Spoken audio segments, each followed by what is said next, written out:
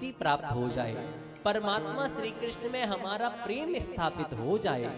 एक बार जिसका परमात्मा में प्रेम स्थापित हो गया, प्रेम भी किसी कामना से नहीं, अहेतु की भक्ति, किसी हेतु से नहीं, किसी उद्देश्य से नहीं, बस परमात्मा हमारे हैं, हम परमात्मा के हैं।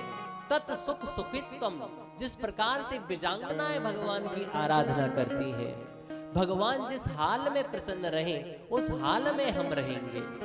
बस इस प्रकार का भाव यदि हमारे हृदय में आ जाए तो बंदो यही परम धर्म बतलाया है कि भगवान के चरणों में अहेतु की भक्ति प्राप्त हो जाए। आगे कहते हैं, वदन्ति तत्तत्विदस्तत्त्वं यज्ञानमद्वयं ब्रह्मेति परमात्मेति भगवानिति सप्यते।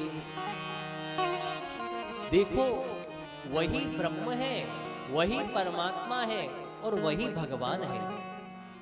जो भगवान के निर्गुण उपासक के भक्त हैं, वे भगवान को ब्रह्म के रूप में उपासित करते हैं, ब्रह्म के रूप में उनकी आराधना करते हैं। और जो योगी जन हैं, वे परमात्मा के रूप में भगवान की आराधना करते हैं। वह परमात्मा है, हम सब आत्मा हैं, परमात्मा को प्राप्त करना है। और जो भगवान के रसिक भक्त हैं, वो मानते हैं भगवान का साकार विग्रह है, उस रूप में उनकी उपासना करते हैं। जैसे जल है बंधु, जल को यदि आप गर्म करोगे तो वह भाप बन जाएगा। अब भाप का कोई आकार नहीं होता है, वह निराकार है। तो उसी प्रकार से वह जो परम ब्रह्म है वह निराकार है, दृश्यमान नहीं होता है। वो जो जल है, जल भी यद्यपि तो निराकार है, लेकिन जल का एक गुण है, इसलिए वो हमको दिखता है। उसी प्रकार से वो जो परमात्मा है वह सबके अंदर व्याप्त है। इस प्रकार से योगी जन उनका ध्यान करते हैं। और जो भगवान के भक्त हैं, जैसे जल को यदि ठंडा करोगे तो बर्फ बन जाएगी, वह सगुण साकार स्वरूप परमात्मा का है। वह स्पर्श करने में ठंडी भी लगेगी, दिखने में उसका कुछ आकार भी रहेगा। यदि आपने कटोरी में बर्फ जमाई है तो कटोरी जैसी लगेगी, गिलास में जमाई है तो गिलास जैसी लगेगी। जैसे आकार में आप उसको भजोगे, उस आकार में वह आपको प्राप्त हो जाएगा। तो ब्रह्म में, परमात्मा में और भगवान में कदापि भेद नहीं है, एक ही तत्व है। बड़े बड़े जो ज्ञानी जन हैं उसको अपने अपने हिसाब से ही भजा करते हैं।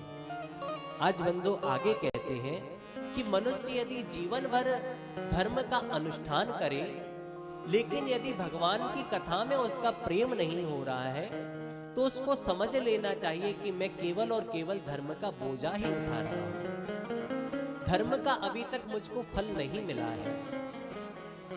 धर्मः स्वनिष्ठितः पुंसां विश्वक्सेन कथासु यः नोत्पाद्येत् यदि रतिं श्रम एव हि केवलम्।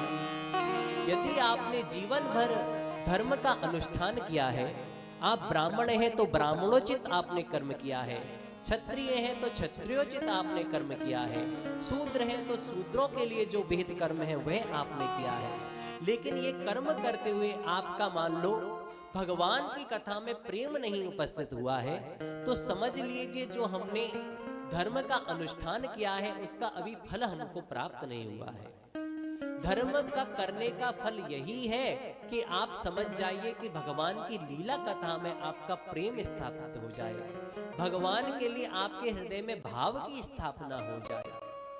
तो यही एक मां करने का उद्देश्य है कि धीरे धीरे भगवान की कथा में हमारा प्रेम स्थापित हो जाए। भगवान की कथा सुनते सुनते भगवान में प्रेम हो जाता है। फिर भगवान के जो वैष्णव जन हैं, संत जन हैं, उनमें भगवान के प्रति भगवान का ही भाव दिखने लग जाता है। फिर जब अंत समय आता है, भगवान का ही ध्यान करते हुए मनुष्य शरीर को छोड़ता है, तो स्वयं श्री भगवान कहते हैं कि जो जिस भाव से अंत समय में अपना कलेवर छोड़ता है, इस शरीर को छोड़ता है, वह मुझको ही प्राप्त हो जाता है। जो मुझको ध्यान करते हुए शरीर को छोड़ता है, मुझको प्राप्त हो जाता है। और जो भूतों की आराधना करता है, वह भूतों को प्राप्त हो जाता है। इसीलिए थोड़े से स्वार्थ के लिए हमको तमोगुण के जो देवता हैं, जो राजसिक प्रवृत्ति के जो देवता हैं, उनकी आराधना ना करके सतोगुण के देवताओं की आराधना करनी चाहिए। बंधु, ये भूत बनते कौन है? देखो, भूत बनते कौन है? भूत क्रिया विहीनः भूत क्रिया विहीन स्यात् प्रेतस्तु महतोदया पिशाचः सूतिना स्पर्शी राक्षसो जीव हिंसनः। बहुत ध्यान से श्रवण करना। ये भूत कौन बनते हैं? जो क्रियाओं से विहीन हो जाते हैं, अपने जीवन में जो क्रियाओं का पालन नहीं करते हैं, या फिर मरने के बाद जिनकी यथोचित क्रिया नहीं होती है, वे सब भूत बनते हैं। बड़े बड़े पाप करने वाला प्रेत बनता है। प्रेतस्तु महतोदया, सूती का स्पर्श करने वाला पिशाच बनता है। जो गर्भिणी स्त्री रहती है उसका स्पर्श करने वाला पिशाच बनता है। और जीवों पर हिंसा करने वाला राक्षस बनता है। जीवों पर हिंसा करने वाला राक्षस बनता है। अब